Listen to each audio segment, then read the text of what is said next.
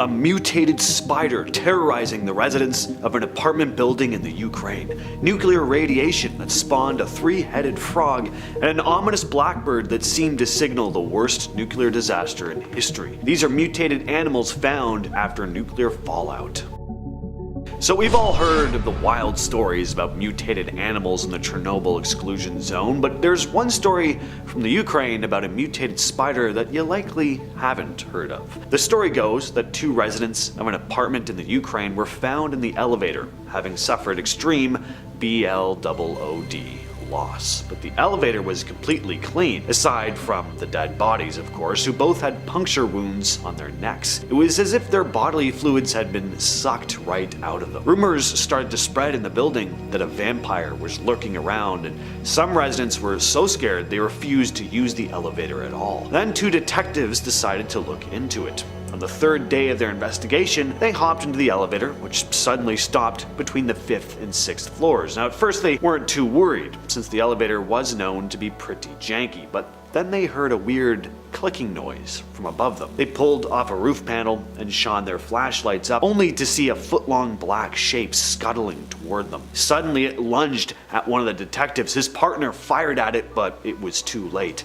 His partner was dead. When backup arrived, they found the surviving detective in a corner, terrified, with his dead partner and a massive mutated spider in front of him. When the police checked the elevator shaft, they discovered the thing had laid eggs. They burned them all with flamethrowers. People believe these monstrous spiders were a result of radiation from the Chernobyl disaster, which somehow mutated them into these deadly creatures. At least, so the story goes. Now we hear about animals with extra limbs or even two-headed animal mutations sometimes, but three-headed mutations, can't say I've ever heard that one before. And this one is absolutely real. No urban legend status to this. So in 2004, a three-headed frog was found in the garden of Green Umbrella Nursery in the UK, and it may have been the result of nuclear radiation. A student who had just been dropped off at the nursery found it. At first the staff thought it was just three frogs snuggled together, but then they looked closer and realized it was actually one frog, not just with 3 heads, but it also had 6 legs. The staff placed it in a tank, but by the next morning it had somehow escaped. Although I guess if you have 3 brains, you're probably better at figuring things out. A biology professor at the Open University called this mutation, quote, completely unheard of. He figured the mutation could be linked to parasites or pollution. There was a decommissioned nuclear power station nearby, so it's possible the frog was mutated by radiation. Moving back into the realm of urban legend for a moment though, let me tell you a story of the blackbird. In early April 1986, people living near the Chernobyl nuclear power plant started reporting a strange and terrifying creature, a large mutated bird with giant wings and bright red eyes. This creature, dubbed the Blackbird of Chernobyl, seemed to be connected to a series of eerie events. People started seeing the bird in their dreams, and sightings of the creature seemed to increase as the days passed, building up to the early hours of April 26th, 1986, where at 1:23 a.m., Reactor 4 of the Chernobyl plant exploded, followed by a fire and nuclear meltdown. The disaster released radioactive fallout, leading to the evacuation of over 336,000 people. After the explosion, Soviet helicopters were sent to fight the fires at the plant, and some of the firefighters who survived the initial blast later claimed to have seen an ominous creature gliding through the air, one that looked a lot like the one people had been reporting, a massive creature with a 20-foot wingspan flying through the radioactive smoke. After the disaster though, sightings of the Blackbird of Chernobyl stopped, and it left people wondering whether the creature was some sort of bad omen. Some also believe the Blackbird of Chernobyl could have been the same creature reported in Point Pleasant, West Virginia before the collapse of the Silver Bridge in 1968.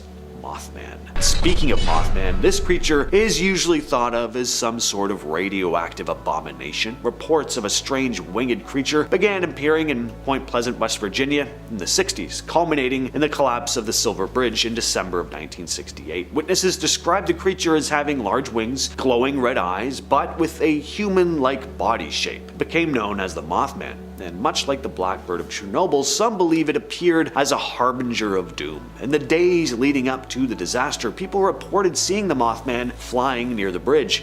But as soon as the Silver Bridge collapsed, killing 46 people, the Mothman sightings immediately stopped. Sound familiar? Over the years, people have wondered what this creature was, or if it really existed at all, of course. Was it just a misidentified animal? Could it have been a mutated creature of some kind? Or was it really some sort of paranormal being that shows up before major disasters, warning people of what's to come? A New Attack Atoll is a group of islands in the Western Pacific where the US did 43 nuclear tests between 1948 and 1958, including the first hydrogen bomb test. All that testing left the lagoon, soil, and everything around it radioactive. In 1972, the US spent $100 million to clean up the mess. They mixed 80,000 cubic meters of contaminated soil with cement and filled it into a giant crater, then covered it with a huge concrete dome. But even after all that, the damage didn't just disappear. Turtles living in the area were found with radiation in their shells. During the cleanup, radioactive sediment from the lagoon got stirred up, and the turtles ended up swallowing it, which left them permanently affected by all that fallout. Yes, we had real-life radioactive turtles. That'd be a fun Ninja Turtles knockoff, Teenage Mutant surfing Ninja Turtles, because they're sea turtles. In our number 5 spot today, we have the loss of biodiversity.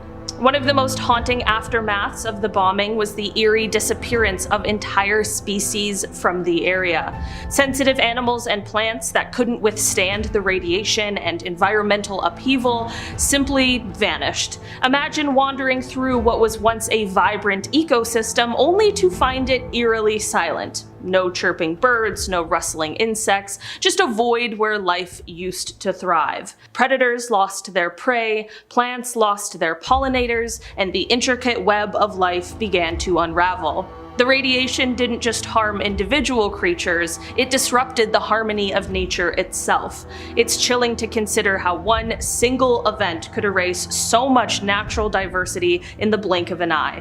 What wonders and secrets of the natural world were lost forever in that instant? In our number 4 spot today, we are talking about the glass and metal fusion. One of the most surreal discoveries in Hiroshima was how the extreme heat from the blast melted glass and metal objects, fusing them into twisted, otherworldly shapes. Imagine a ceramic bottle warped and melded into a metal fence, or window panes liquefied and draped over charred remnants of furniture. The temperatures soared so high, over 3,000 degrees Celsius, near the epicenter, that solid materials behaved like molten lava. These fused artifacts weren't just random debris, they became haunting symbols of the sheer destructive power unleashed that day. Scientists have studied these distorted objects to understand the incredible temperatures reached during the explosion and how such intense heat affected everything in its path. It is very eerie to think that everyday items like coins, bottles, and even bicycles were instantaneously transformed into grotesque sculptures of devastation. In our number 3 spot today, we are talking about the shadows. Perhaps the most haunting remnants left behind were the eerie nuclear shadows etched onto surfaces throughout the city. When the bomb detonated, the intense flash of heat and light bleached everything it touched, except where objects or people blocked the rays. This resulted in ghostly outlines of humans and objects permanently imprinted on walls, steps, and sidewalks. Imagine seeing the silhouette of a person sitting on a staircase, their form forever captured in a moment of daily life turned tragic. These shadows are stark reminders of the individuals who were vaporized in an instant, leaving only their imprints behind. They provide a very visceral connection to the exact moment of the blast, showcasing the devastating immediacy of the explosion's impact. It is both fascinating and deeply unsettling to stand before these imprints, knowing that they mark the final moments of lives abruptly ended. In our number 2 spot today, we have the unidentified victims. During the massive reconstruction of Hiroshima, workers often stumbled upon human remains hidden beneath layers of rubble and ash. Many of these remains were unidentifiable, their identities erased by the intense heat and destruction. Imagine uncovering a skeleton clutching a melted trinket, or fragments of bones mingled with debris, each one silently testifying to a life once lived. These discoveries were haunting, but also deeply significant. For some families, they provided a semblance of closure after years of uncertainty about the fate of their loved ones.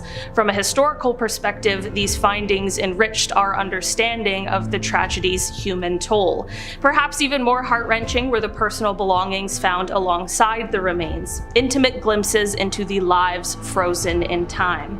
Watches stopped precisely at 8:15 a.m., the exact moment the bomb detonated, their hands forever marking the instant where everything changed. Scorched clothing fragments, like a shoe or a tattered school uniform, told stories of innocence lost. Other items, a pair of glasses twisted by heat, a lunchbox charred yet still holding a meal prepared that morning, became poignant symbols of everyday routines abruptly shattered. These artifacts transformed into powerful reminders of the individual lives behind the staggering statistics.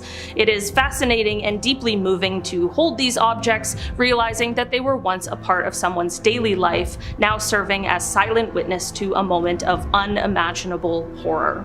Starting off this list, in our number 10 spot, we are talking about the health effects. Right after the bombing, many suffered from acute radiation sickness. They experienced horrific symptoms like severe burns, hair falling out in clumps, relentless vomiting, and bleeding gums. But the nightmare didn't stop there. In the years that followed, there was a shocking spike in leukemia and other cancers among them. Studies uncovered that the intense radiation had wreaked havoc on their DNA, leading to genetic mutations.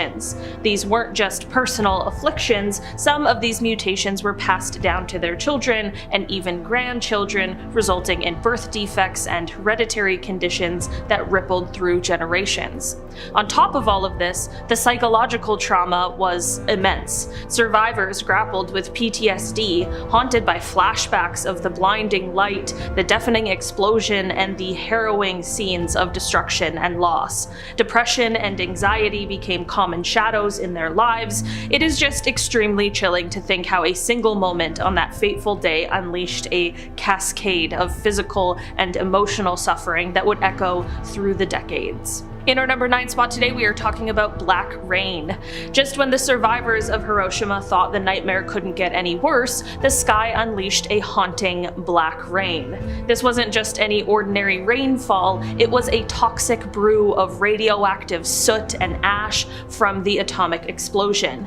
People who had escaped the initial blast found themselves drenched in this ominous downpour, unknowingly inhaling and ingesting radioactive particles. The black rain didn't just poison those in the immediate vicinity, it spread contamination far beyond the blast zone, reaching areas that thought they were safe. Countless people developed radiation sickness, mysterious illnesses surfaced, and the haunting effects lingered for generations. It is very eerie to think that something as natural and life-giving as rain could become a silent messenger of widespread devastation. In our number 8 spot today, we are talking about the deformed plants. After the bombing of Hiroshima, the devastation wasn't limited to buildings and human lives. The very fabric of nature seemed to unravel in disturbing ways. Imagine strolling through fields where sunflowers didn't just grow, they loomed monstrously oversized with stems that split and forked unpredictably. Their leaves were twisted and deformed, resembling something out of a surreal nightmare. Morning glories, usually delicate and beautiful, bloomed with petals so misshapen that they were almost unrecognizable.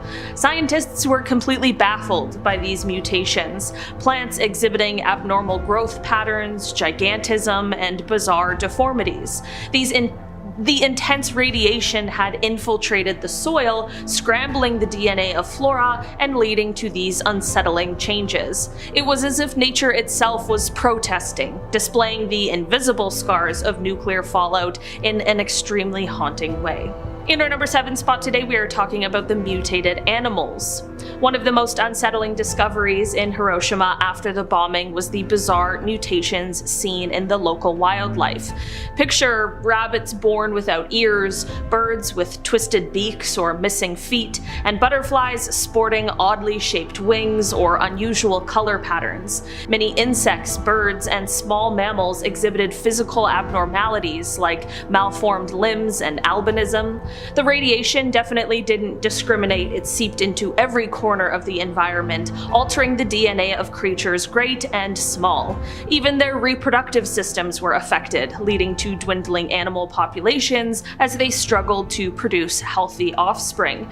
It's chilling to think about how the silent forests and fields around Hiroshima became a living laboratory of genetic mutations, all stemming from that single devastating blast. Who would have thought that the ripple effects of human conflict could reach so deeply into the natural world? In our number 6 spot today, we are talking about the radioactive isotopes. One of the most disturbing aftershocks of the bombing was how radioactive isotopes like cesium-137 and strontium-90 stealthily crept into the food chain. Plants absorbed these radioactive particles from the contaminated soil, turning everyday crops into dangerous carriers of radiation. Herbivores like cows and rabbits ate these plants, unknowingly accumulating toxins in their bodies. Predators and even humans then consumed these animals, further concentrating the radiation. Imagine families sitting down to what they thought was a wholesome meal, not realizing each bite was a dose of invisible poison. The bioaccumulation led to long-term ecological chaos and serious health issues, including cancers and genetic mutations, affecting not just one generation, but many to come. It's very chilling to think that the very food meant to nourish communities became a threat, weaving radiation into the fabric of life itself. Back in 1874, a story came out that lit up newspapers around the world. It was written by a guy named Edmund Spencer and featured a letter supposedly written by a German explorer named Karl Leech. According to this letter, Leech was deep in Madagascar when he came across a tribe called the Makotos, who, according to him, were not exactly the welcoming type. They quietly led him through the jungle until they reached a strange-looking tree, and that's where things got very dark.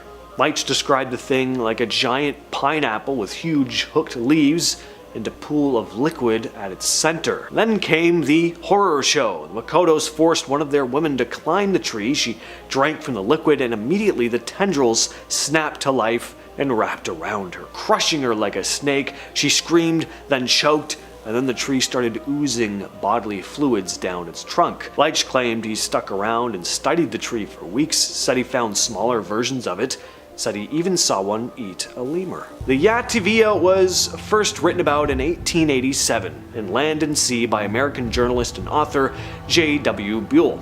It's supposedly a real carnivorous tree found in South America, with relatives rumored to grow in Africa and along the Indian Ocean. Most descriptions say it has a short, thick trunk and long tendrils that lash out and grab anything that gets too close. Some versions even say it has an eye used to track its prey. Locals were terrified of it. They believed it was cursed, the result of some kind of dark magic or witchcraft. The way Buell described it, this thing didn't just eat bugs like a Venus flytrap, it was actually big enough to take down humans. The tendrils were covered in hooked barb, and instead of growing upward, they lay in a circle on the ground, like a trap. It sorta looked like a good place to rest, but if you got too close, the spines would spring up like snakes, coil around you, and crush you to death. In 2007, villagers in Padrama, South India claimed something insane was going on in the forest. A tree was eating their cows. Farmers had noticed cattle returning home without tails. Some of the cattle were just missing entirely. Then one afternoon, a cow grazing near the forest was suddenly yanked off the ground by what witnesses described as living branches. The animal screamed and thrashed as the herder ran back to the village in a panic, and a group of people returned with axes and machetes. By the time they got there, the tree still had the cow, but they managed to beat back the branches and rescue it. The tree, according to villagers, went limp after being struck. Locals call it Pili Mara, which means tiger tree. They've had stories about it for years. Forest officials did acknowledge that reports had been made about cattle injuries and missing animals, and said their staff even came across a partially cut down tree in the same area, one that seemed to match the descriptions. A few years after the 2011 Fukushima nuclear disaster, some strange photos started making the rounds online. They showed flowers, specifically daisies, growing in these weird, unnatural shapes. The petals were fused together and the stems looked thick stretched and twisted like someone had mashed a bunch of flowers into one. It's a condition called fasciation, where the plant's growth hormones go haywire and cause it to grow in weird ways. These mutated daisies were found roughly 100 miles from the Fukushima site, and it didn't take long for people to blame radiation. After all, this was one of the worst nuclear disasters in recent memory. Moss Man is one of Florida's lesser-known but creepiest cryptids. Described as a tall humanoid about 6 to 7.5 feet, its entire body is covered in what looks like moss. Almost looks like a walking ape-like bush. The first reported sighting was in 1978. A couple was relaxing on the beach when they spotted what looked like a man in a raincoat lying by the rocks. They ignored it until it stood up, and that's when they realized that it wasn't a coat. What they thought was fabric was actually moss, growing straight out of the thing's skin. It also had bright red eyes which locked onto them. The couple rightfully hopped to their feet and bolted. Later, the only thing left behind where the strange creature had been was a clump of Spanish moss. That kicked off a string of sightings over the next 2 years. People reported seeing its head rise from the ocean mist or spotted it drifting through the trees in parks. It was seen in places like Red Reef Park, Hillsborough Beach, and West Palm Beach. Closest call came in 1980. When an elderly couple saw something hidden in the bush during an evening stroll at Red Reef. Well, the woman leaned in, and the thing turned and locked eyes with her, and they were glowing red, staring right through her. The couple ran for it. There haven't been any major sightings since. Till this day, no one really knows what people were seeing. This one comes from deep in the Nicaraguan swamps, a plant known as the vampire vine. It's just as horrific as it sounds. The original story was published in Lucifer magazine back in 1891 from a report by a naturalist named Leroy Dunstan. He was out collecting bugs and plants when his dog suddenly started crying out nearby. He ran over and found the animal tangled in what looked like thin rope-like vines. The plant's branches drooped like a weeping willow, but there was this black, sticky substance oozing from the stems. It was kind of like sap, but darker, almost like tar. He tried to cut the dog free, but as soon as he touched the vine, it turned on him. The tendrils seemed to reach out, trying to latch onto his skin, and wherever it touched, it burned. Blisters formed almost instantly. His dog managed to survive, but was covered in little bite marks. Dunstan later said that the locals called it Devil's Snare, and that others had actually been killed by it. He tried to take a piece of the vine home, but the thing died during the trip and it started rotting. It smelled so bad he had to throw it overboard. Chernobyl's radioactive fallout didn't just poison the ground, it changed the way things grow. Inside the exclusion zone, where humans mostly stay out, researchers have been quietly planting and studying crops to see how radiation still affects life. One of the biggest surprises is wheat. The seeds looked normal, but what happened after planting was anything but. Scientists found that wheat grown inside the zone was mutating at a rate up to 6 times higher than normal wheat. Some plants sprouted weirdly fast, others barely grew. Some had odd shapes or stunted roots, others were completely sterile. These weren't caused by heavy doses of radiation like you'd get in an accident. This was from long-term, low-level exposure in the soil, the air, and the water. So the wheat's DNA got scrambled, not enough to kill it outright, but just enough to confuse the signals that tell it how to grow. What's even creepier is that these mutations are still happening, decades after the disaster. So even when things seem to look normal, nature is still having a very hard time recovering. In 1968, Jennings Frederick was out hunting in Fairmount, West Virginia when he heard a weird sound. It wasn't an animal, and it wasn't human either. It was this high-pitched, fast and jittery noise, almost like someone playing a tape at double speed. Curious, he tracked it through the woods until he came face to face with something he'd never forget, no matter how much he tried. It was some sort of creature. It had pale greenish skin, a skinny frame, arms like branches, and fingers tipped with thorns, and was making that awful, inhuman sound. All Jennings could do is stand there in complete shock and awe until suddenly he could hear the thing talking, not out loud, but in his head. "Don't be afraid. I want to talk. I come in peace. I need help," it said. And then, without warning, the creature rushed him, grabbing him in a tight, almost desperate hold. piercing his skin with its thorned fingers. Jennings tried to break free, but the thing just would not move. During the whole encounter, its eyes kept flashing in different colors too, and Jennings just couldn't look away. It felt hypnotic. But a few seconds later, the creature finally let go and sprinted up a hill. Not long after, Jennings heard a deep, low humming, like an engine firing up, and the creature was gone. It was never seen again. Next up, we have the Cactus Cat. Part cactus, part cat, cactus cat.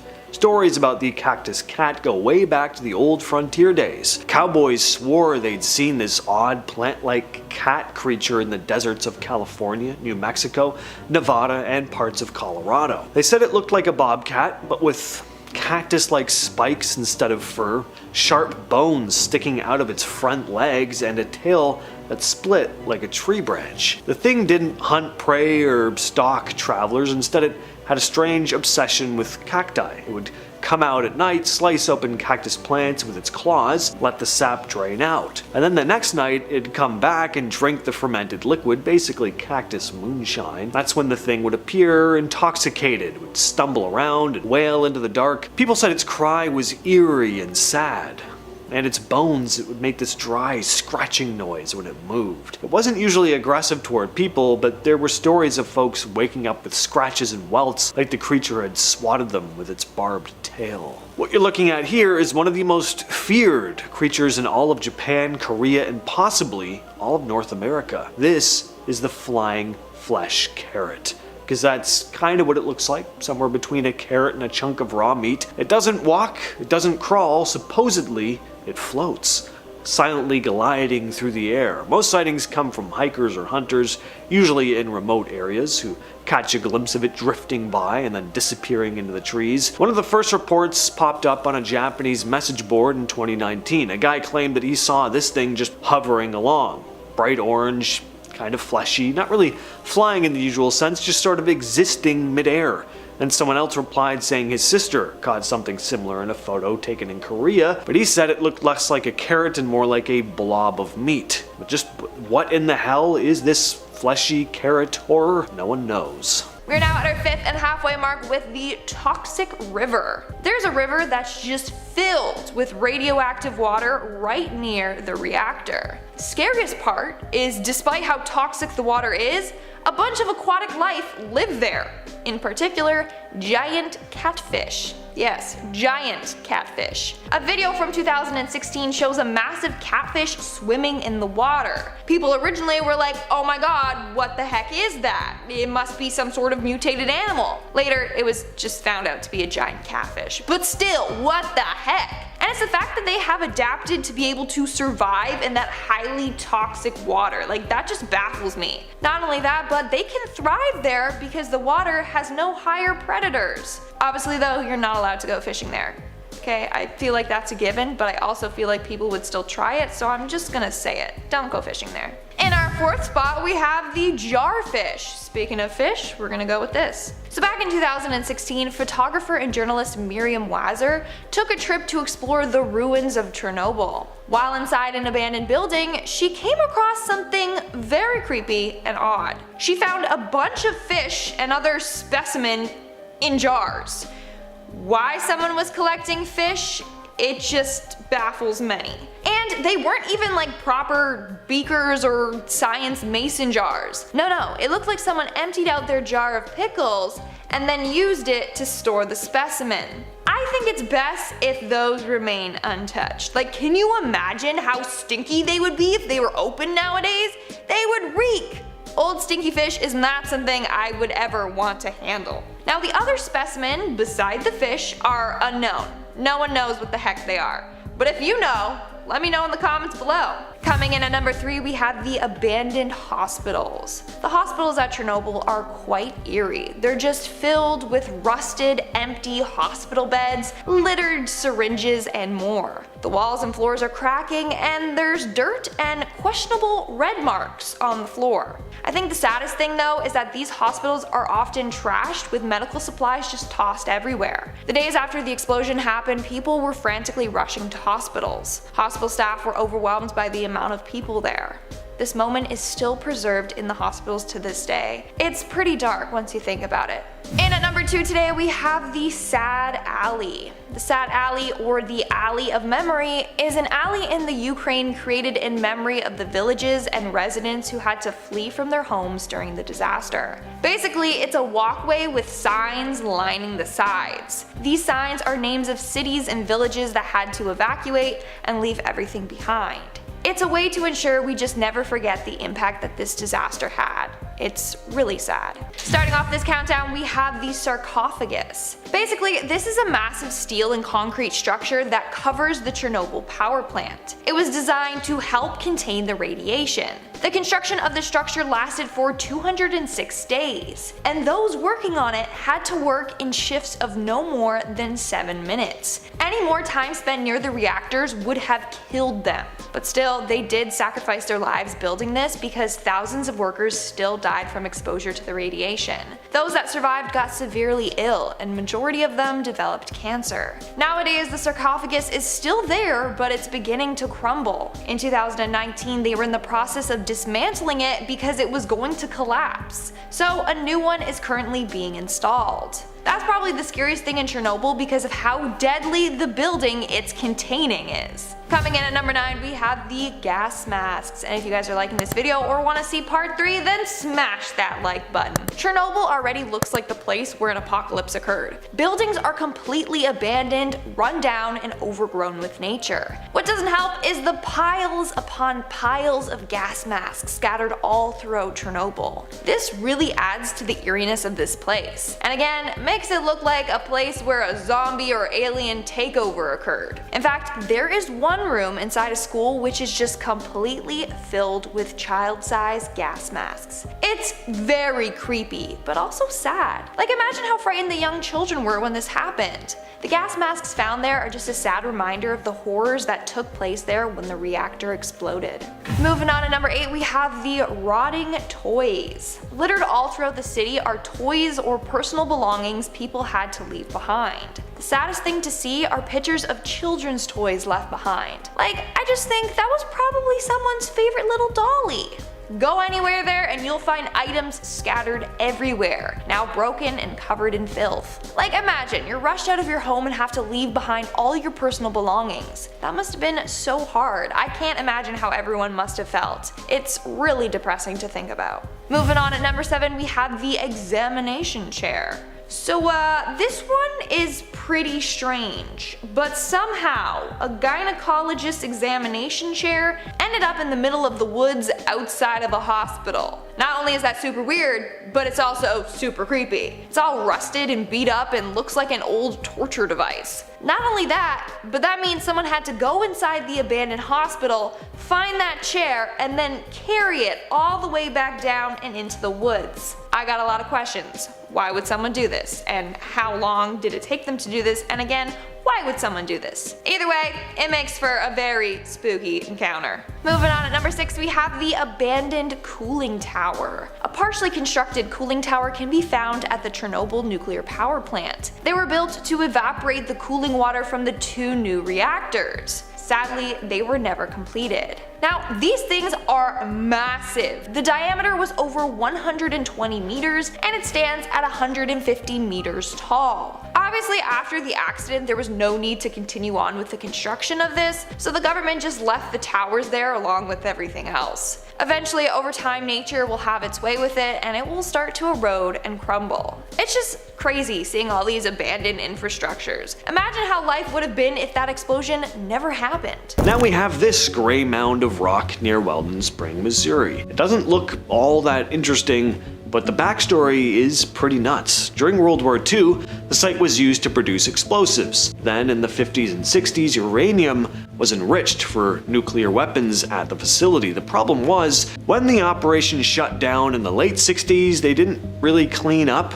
There were piles of uranium and radium, TNT, and asbestos left behind. It was just this giant toxic mess. If someone were to fall into it, they'd end up like that dude in RoboCop. So to to deal with it, the government decided to cover it all up. Not in a conspiratorial sense, I mean literally just cover it up. They built a giant hill to seal in all the radioactive waste and chemical debris. This mound is now called the Weldon Springs Site Remedial Action Project Disposal Cell, but locals have just nicknamed it the Nuclear Waste Adventure Trail. Today people can visit the site, climb to the top of the mound, and get a view of the surrounding area. There's really not much to see other than grass out in the distance, but I guess it's cool to stand on. The hill is used by birdwatchers as well and amateur astronomers who just like looking at the clear skies at night. I can't say that this would be my go-to spot on like a pleasant nature walk. I get that it's supposedly totally safe now, but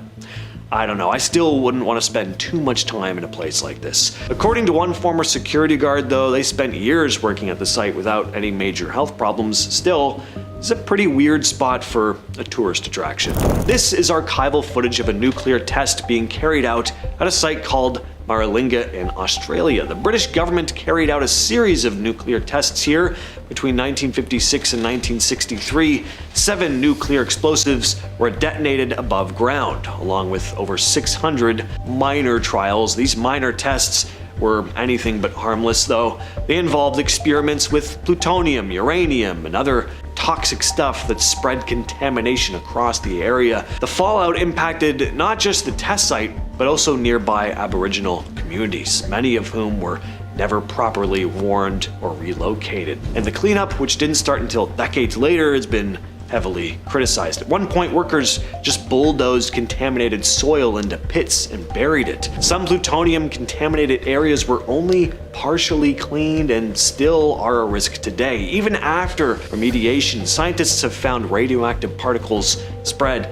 far beyond the core test zones. Maralinga is technically open to visitors now, and some tours are available, but access is limited, which is a good thing. Long-term effects of the testing on the indigenous people here is still not addressed all that well, and the full health impact still isn't fully known. So it's isolated, but it's one of the most contaminated places in the southern hemisphere. This is footage taken in what's called a radon health mine. So this is a place where people pay to inhale radioactive gas for health reasons. The one you're looking at here happens to be in Germany, but Montana is really the place to go if you want to try this out for yourself, which I wouldn't do, but some swear by it. So in Montana, there are a handful of abandoned uranium mines that have been repurposed into these radon health mines. These mines naturally emit radon gas, which is radioactive and is said to increase your risk of cancer. But for decades, some people have believed that short-term exposure can actually help with conditions like arthritis, asthma, and just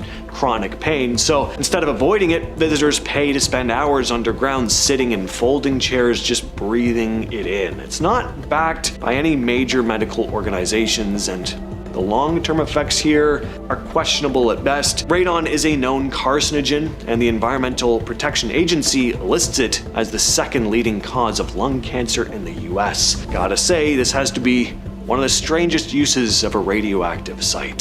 This was the Baker Event nuclear test conducted at Bikini Atoll on July 25th of 1946. Bikini Atoll, part of the Marshall Islands in the Pacific, was used by the United States as a nuclear testing site after World War II. Between 1946 and 1958, the US detonated 23 nuclear weapons here, including some of the most powerful ever tested. The most infamous was Castle Bravo in 1954, which ended up being more than twice as powerful as expected and spread radioactive fallout across a much wider area than they'd planned. Nearby islanders weren't given proper warning and were exposed to high levels of radiation. Some were relocated, but the long-term effects were pretty bad, mainly increased cancer rates and, again, birth defects. To this day, the area is uninhabitable. Some former residents have been allowed some short visits, but nobody actually lives here full time. Oddly though, they tried to promote Bikini as a great place to dive. To be fair, the lagoon is filled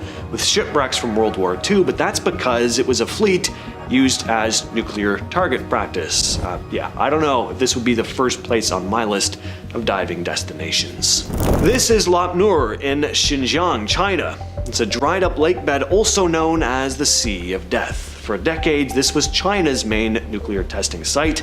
Starting in the 60s all the way up to 1996, they ran 45 nuclear tests out here. They dropped explosives from planes, they did underground detonations, and blew up hydrogen bombs. It's super remote, which made it ideal for military use, but that didn't mean people weren't being affected. Some of the blasts released huge clouds of radioactive dust, and to this day, no one really knows the full impact on people or the environment. After the last test in 1996, the site went quiet.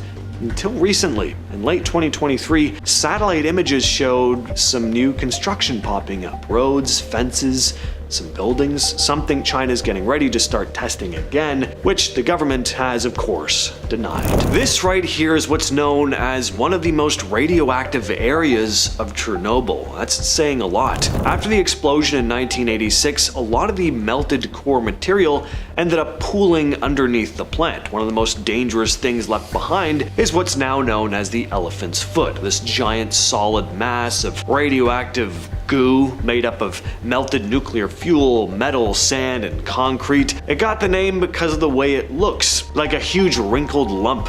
It kind of looks like elephant skin. At the time it formed, it was extremely radioactive. Just standing near it for a few minutes back then would have killed you. Photos were taken by bouncing cameras off mirrors so that no one had to get too close. The surface was so hot that it was physically burning through the floors. These days it's cooled down a lot, and it's not instantly lethal anymore, but it's still dangerously radioactive, and it's locked away deep inside the ruins of the plant. This is footage of one of the reactors at the Fukushima Daiichi nuclear power plant exploding. So on March 11th, 2011, there was a massive 9.0 earthquake off the coast of Japan. This caused a giant tsunami which hit the power plant. The plant was designed to shut down automatically during emergencies like earthquakes, but the tsunami flooded the backup generators, which were supposed to keep the reactors cool. And with no power, the cooling system failed, and over the next few hours, the reactors started to overheat. The pressure built up,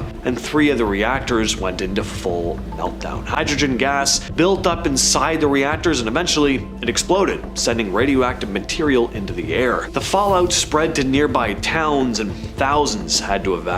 The ocean got contaminated as well, and on top of that, there were more nuclear emergencies, including a radioactive leak into a wastewater storage pool. Cleanup is still happening. It could take more than 40 years to fully decommission the plant. While the reactors have been shut down, the area around Fukushima is still heavily contaminated, and large parts are still off limits. This is footage of workers cleaning up radioactive sludge from the K East Basin. The K East Basin was a large pool at the Hanford site in Washington, D.C. It stored used nuclear fuel from a reactor called the N reactor. It was built in the 50s close to the Columbia River, which made it risky if anything leaked. Well, over time, the fuel started to break down, creating a thick radioactive sludge at the bottom of the pool. The basin became heavily contaminated, and it was getting concerning, so the US Department of Energy decided that it needed to be cleaned up. Workers removed the fuel and sludge over the course of years.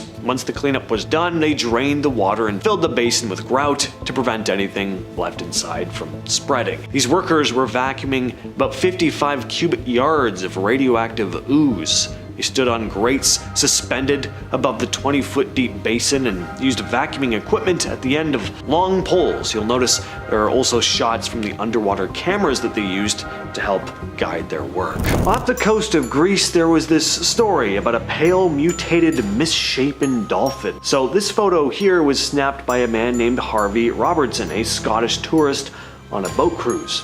It does look pretty damn strange. I mean, if someone in a lab coat showed me this image and said it was a radioactive dolphin, I'd probably believe them. The image first surfaced on cryptid forums where fishermen and beachgoers came forward saying they'd seen it near the Ionian Sea areas, rumored to contain dumped cruise ship waste. Zoologist Dr. Darren Naish from the University of Southampton's National Oceanography Center thinks that if someone took a skin sample from this thing, though, it would probably show a lot of polyvinyl chloride, basically plastic. So yeah, he doesn't really think this creature is real. But What do you think? After the 2011 meltdown at Fukushima, scientists and members of the Tokyo Electric Power Company, or TEPCO, have been testing fish in the plant's inner harbor, and they've come to some shocking results. Well, maybe not all that shocking considering what happened, but still interesting. In May 2022, they caught a black rockfish that was full of cesium-137, 180 times Japan's safe limit. Over a year-long period, they found 44 fish above the limit, caught inside or near the same port areas. These contaminated fish are almost all bottom dwellers that feed off the sediment where radioactive cesium has settled. The sediment was found to have over 100,000 becquerels per kilogram of radioactivity. To put that into perspective, Japan's safety limit for radioactive cesium in food is just 100 becquerels per kilogram.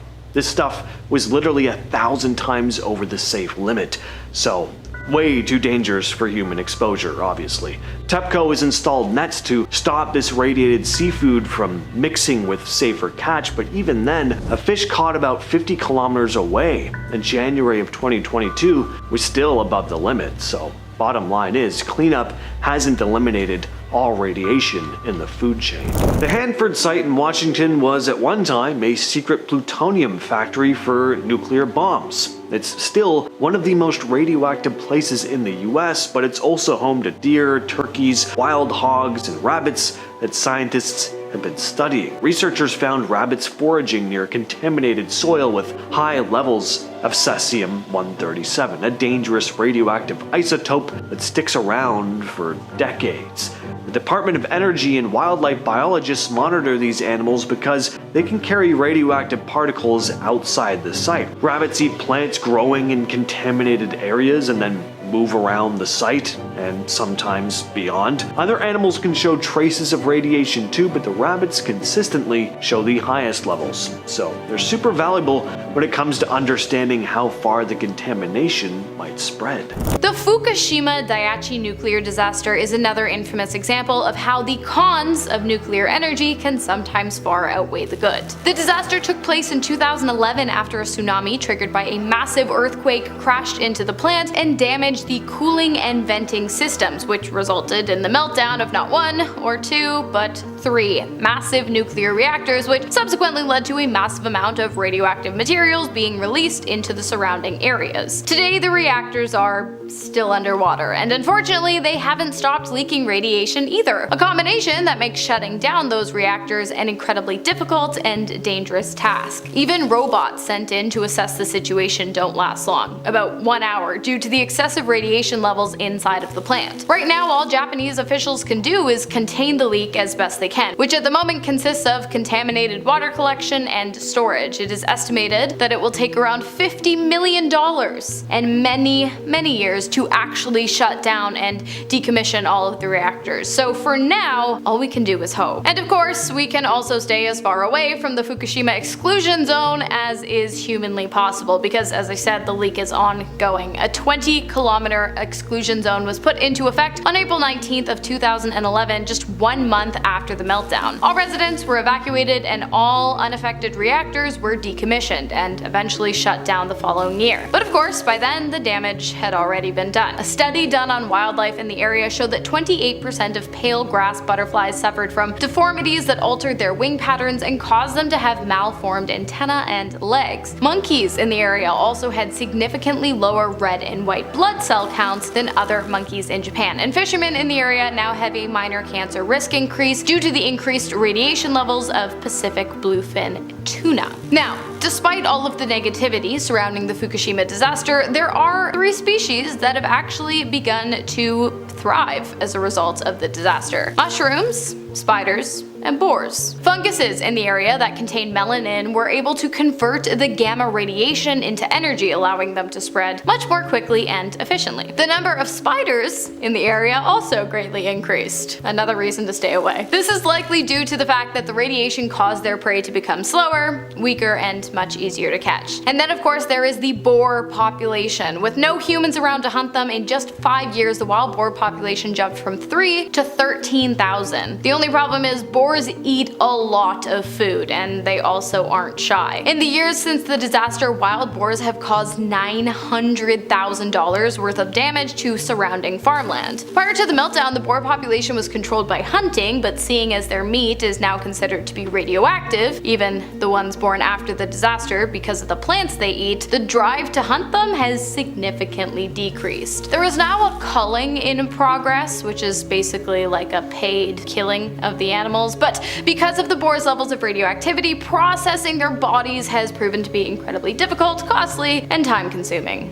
It's an ongoing effort. Of course, nuclear meltdowns are not the only times in which nuclear cleanup has been necessary. There is also the case of nuclear warfare. In 1945, 2 nuclear weapons were used against Japan during the Second World War. On August 6, atomic bomb Little Boy was dropped on Hiroshima, making it the first ever nuclear weapon used in warfare, and on August 9th, Fat Man, the second and hopefully final nuclear weapon used in warfare, was dropped on Nagasaki. When the first bomb dropped, Hiroshima was hit with an estimated 15,000 tons of TNT, which completely destroyed 5 square miles of the city and directly killed around 70,000 individuals. In the years that immediately followed, injuries and radiation sickness raised that death toll to over 100,000. And in the years after that, cancer and other long-term radiation effects caused the number of indirect deaths due to the attack to rise even further. Those born in the area in the years that followed as well also had extremely high levels of radiation and were often born with birth defects that included cleft palates, cleft lips, clubbed feet, additional fingers or toes, and fused fingers or toes. Eventually the radiation subsided and Hiroshima was rebuilt, but not without a significant amount of money, time, and manpower. And then there's Nagasaki. Believe it or not, Nagasaki was not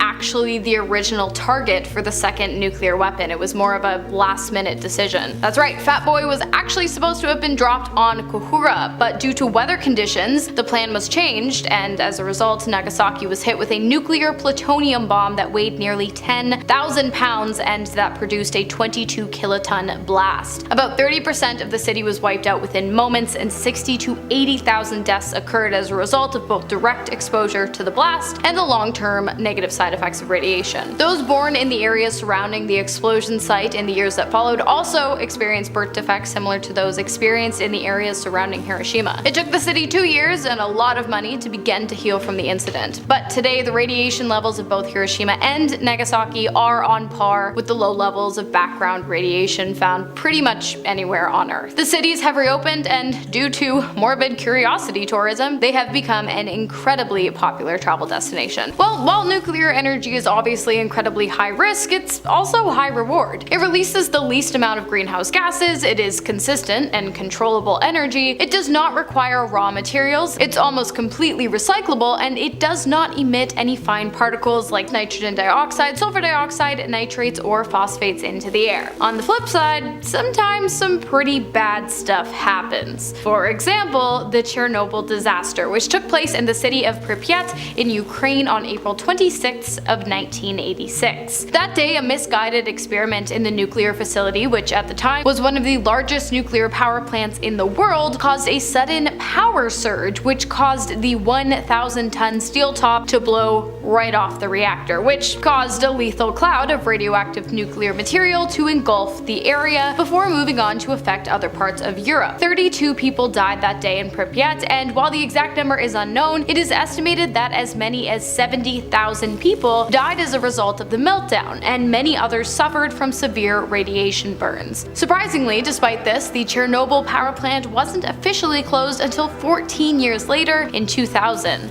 But of course, there is much more to a nuclear disaster than just death. When a nuclear disaster takes place, there are a number of things you have to do in order to contain the damage and keep the death toll from spiraling out of control. First, the leaking reactors must be stabilized via a cold shutdown, a process that cools nuclear fuel to a temperature of 100 degrees Celsius or below to keep the energy from leaking into the air. An exclusion zone then has to be created, restricted areas people are forbidden from entering for their own safety due to the high levels levels of radiation. Then there is deep geological disposal, which is storing low-level waste underwater for 5 years before moving it to dry storage. This disposal would also include 4 centimeters of all now radioactive topsoil from farms in the area. And then of course there is the research aspect. When a nuclear disaster takes place, it is super important to study their effects so that we can be better informed and better prepared in the case of any other future events. After the Chernobyl disaster, scientists noticed some negative effects in the affected areas, but also some good ones too. Starting off with the bad, pine needles on pine trees within a 1.5-mile radius of the meltdown turned red, and new trees growing in the area grew to look like mangled bushes that lacked central stems. As for the animals, the brains of 48 bird species were tested, and it was discovered that due to radiation causing oxidative stress, they had actually become 5% smaller, which led to a decrease in the birds' cognitive abilities. But their brains were not the only problem. Many birds also had malformed beaks and deformed feathers, making hunting and survival significantly more difficult than before. Oh, and deer meat became highly regulated after the incident because a lot of it was incredibly radioactive. But as I said, it wasn't all bad.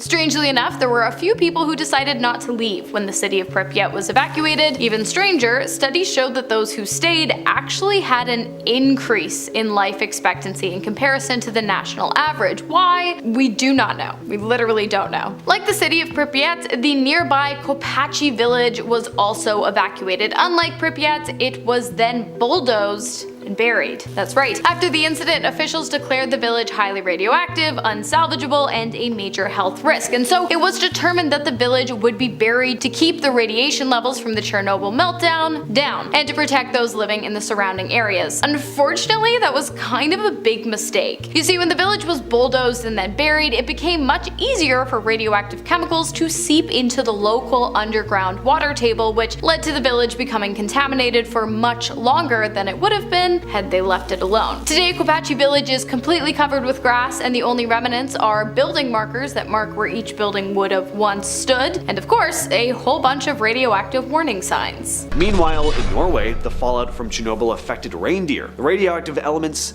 settled in the soil and were absorbed by moss and fungi, which reindeer love to eat. And after the fallout, reindeer were found to have radiation levels of over 100,000 becquerels per kilogram, way higher than what's safe. Though the radiation in reindeer meat has decreased over time, sometimes levels still spike, going above 2,000, still enough to cause concern for those who eat reindeer meat. After the Fukushima disaster in 2011, macaque monkeys living near the plant were found to have dangerously high levels of radiation in their bodies. The earthquake and tsunami triggered a meltdown at the Fukushima nuclear plant, releasing radioactive cesium into the environment. Macaques' diet, which includes mushrooms, tree bark, and bamboo, likely contributed to this exposure. Again, these plants absorb radiation from the soil, and as the monkeys ate them, the radiation accumulated in their bodies. In fact, the macaques were found to have up to 13,500 becquerels of cesium per kilogram. Scientists believe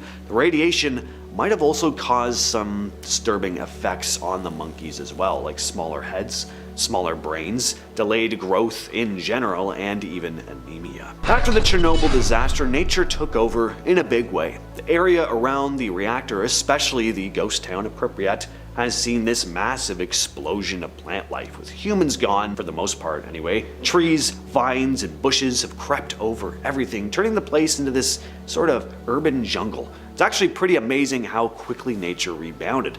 This regrowth has created new habitats for all sorts of animals, and the area is now home to all these thriving animal populations. But it's not all good news. Some scientists noticed that certain parts of the forests aren't decomposing as they should.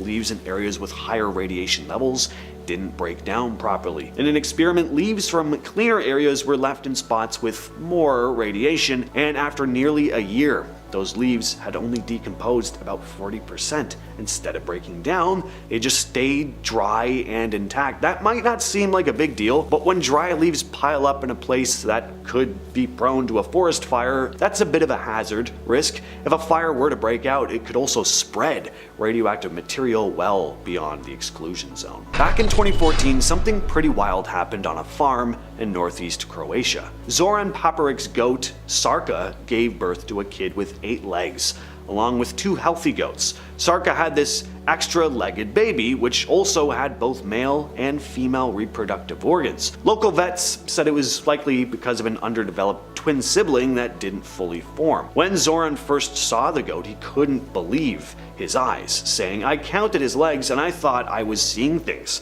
Then I called my neighbor to make sure that I wasn't crazy. People started calling it the octo goat. Zoran hoped the little guy would survive, and even though vets weren't too optimistic, they said it probably wouldn't make it, but if it did, it could live a couple of years. I don't know what's happened to this goat now, but yeah, pretty nuts.